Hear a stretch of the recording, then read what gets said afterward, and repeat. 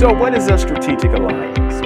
A strategic alliance is when two companies tend to remain independent, but they come together because they have a shared objective or a common goal that they like to meet, and they could get there easier if they partnered together to accomplish that goal or objective. So don't confuse this with, let's say, a supplier relationship with the company. That is a one-way money exchange, right? You pay the supplier for raw material, they send that raw material to your organization. That's not a strategic alliance.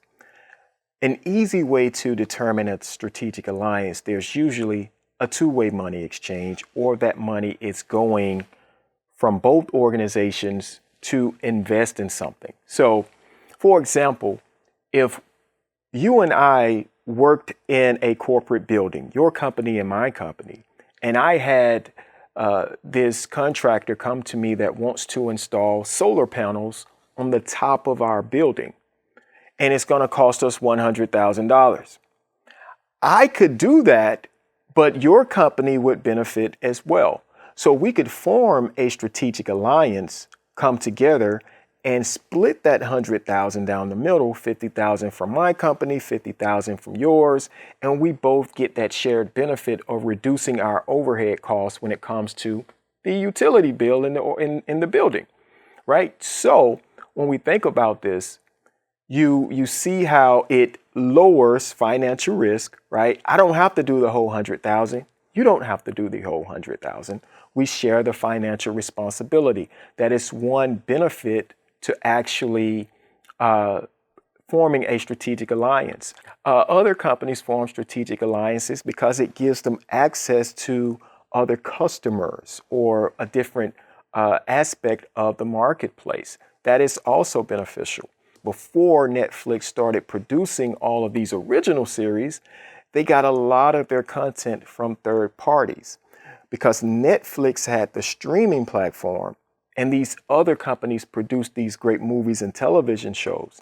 They formed these strategic alliances, partner with Netflix to have their movies and TV shows on their streaming platform. And then you and I, as subscribers, give Netflix a certain amount of money, and Netflix and that production company shares the revenue. And that's where revenue sharing comes into play.